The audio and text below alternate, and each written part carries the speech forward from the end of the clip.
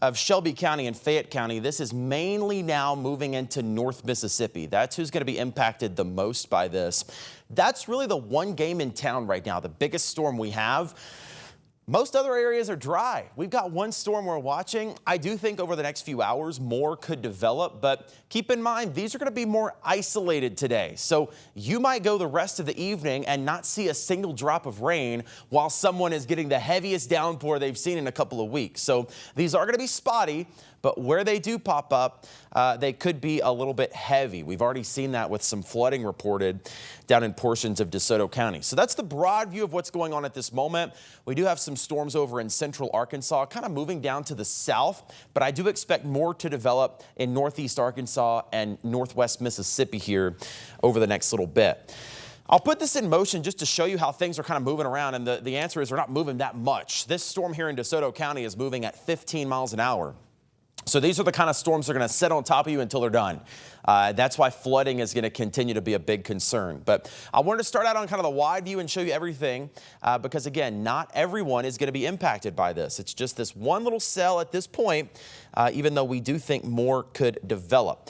So Memphis right now, dry, clear. We've had sunshine. It is very hot. It is very humid, but just a few miles away, that's where we have this severe thunderstorm warning.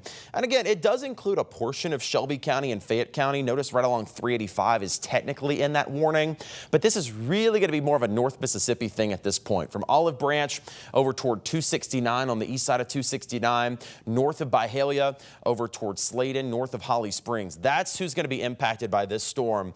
And again, I really can't put a storm track on it because it's not moving much of anywhere. I mean, it's moving at 10 or 15 miles an hour, and it's probably going to fall apart before it gets much further than where it is now. So I think this is one that's probably just going to set in the same location. But again, severe thunderstorm warning until 6:45. That's mainly for the wind. Gusts of 50 to 60 miles an hour in here. We were watching a camera a bit ago at 302 and Hacks Cross where the trees were really moving around a little bit. I wouldn't be surprised if there was a little hail, but I'm really thinking probably that the wind at this point is going to be a bigger deal. I'm actually going to switch over to our other radar, which might give us a better estimate of those wind speeds. I mean, there's a couple of indications. I'm just going back in time here. This was at about 6:15. Where these bright colors were, that is some very high wind, and that's about when we were watching that camera. So that's at Hacks Cross and 302. And again, this is about 15 minutes ago, but I'm just going back in time to where it looks like the highest winds were. That was probably some 60-mile-an-hour wind in there in the Olive Branch area at about 6:15. Not as strong now. I mean, we're still looking at maybe 30 or 40-mile-an-hour winds, but it doesn't seem like the winds are as intense as they were in that little moment.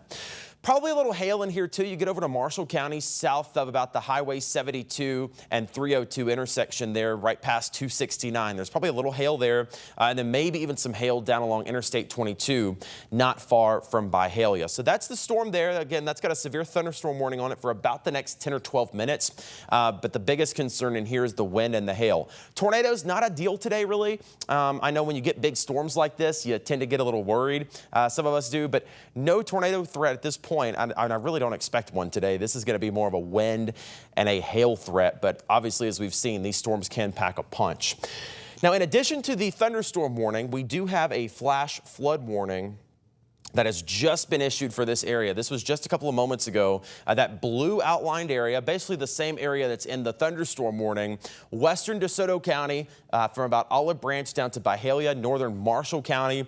You're in that flash flood warning because this thing is dumping a ton of rainfall.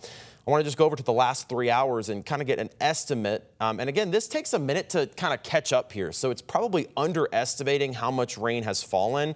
It's probably more than this at this point, but you're looking at close to an inch of rain at least, maybe closer to 2 inches at this point with that heavy rain. So Olive Branch, east of really Highway 78, you get along 302 to the Marshall County line. Very heavy rain that could lead to some flash flooding concerns. So if you're in that area, just take it easy on those roadways. I might just hang out at home for a little bit if I could, because this storm is packing quite a punch.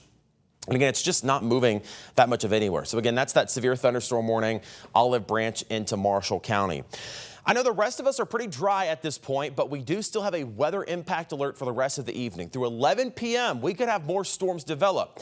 Only about a 40% chance for your specific area. Storms are not going to happen everywhere. Some of us will stay dry.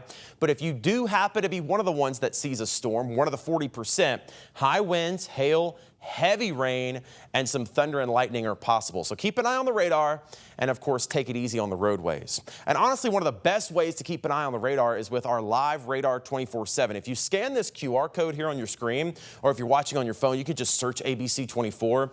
If you scan that and go to download our app, you can watch our live broadcast anytime you want.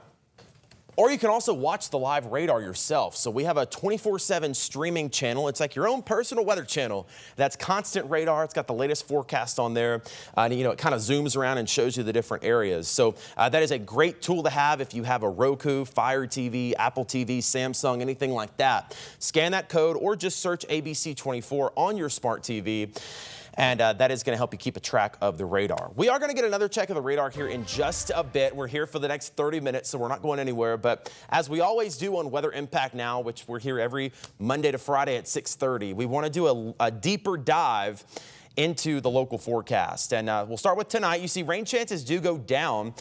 So I think you get to about 11 p.m. and you're probably going to be in a little bit better shape. Most of us are dry after that, and then certainly dry by tomorrow morning. So as we go through the hour-by-hour radar, notice still by 7, 8, 9 p.m., there's a couple of more storms that could still fire up. We have so much humidity in the air today that it's not going to take much to get more storms to develop. So even if you're dry and sunny now, keep an eye on things because you could see more storms developing here over the next few hours, even as late as maybe 10 p.m. I do think after that, things are going to be fizzling on out. Now, today is the first day of June. I thought we'd look back at the month of May, which, by the way, we hit 90 degrees for the first time this year. Yesterday, we made it to 92 degrees. First time we'd hit 90 in Memphis since October 1st of last year. That was the highest temperature for the month. Lowest temperature was 47 back on May the 2nd. Now, you look at the average temperature there. That's a combination of the highs and lows put together. The average of those was 72, which is right on the money for the month of May. So we weren't hotter than normal. We weren't colder than normal. Everything balanced out. Had a good bit of rain for the month of May. We actually ended up above average, 2 inches above average for rainfall for May, but we are still about 4.5 inches down for the year so far. Again, storm's going to wrap up by about 11 o'clock. The rest of the night is going to be dry and then a little more sunshine tomorrow. I think it's going to be a great day Tuesday. I left in about a 20% chance of a sprinkle, but I think most of tomorrow is totally dry. Not as hot. We made it to 93 today. We're going to make it to about 84. And the humidity is going to be much lower for the rest of the week. We've got a cold front kind of coming in the backside. We call that a backdoor cold front since it's moving kind of northeast to southwest.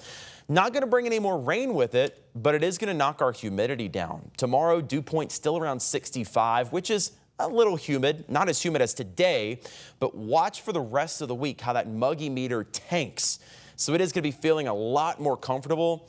And with less humidity in the air, with lower moisture content, rain chances go down. So the rest of the week looks dry, sunny, and less humid. We will watch by the weekend, though, as the humidity builds back up.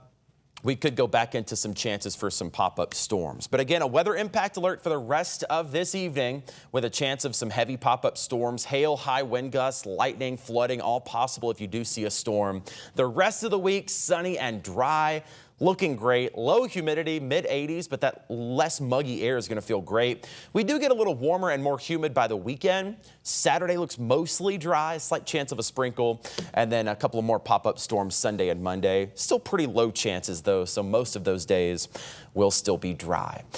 All right, we have plenty more for you coming up on Weather Impact Now. If you're watching us on air or on ABC 24 Plus, we have more for you. If you're watching on our Facebook feed, we are going to sign off at this point, so be sure to tune in to the TV or our Plus app. We'll have another check of the radar, but first, your regional forecast right after this.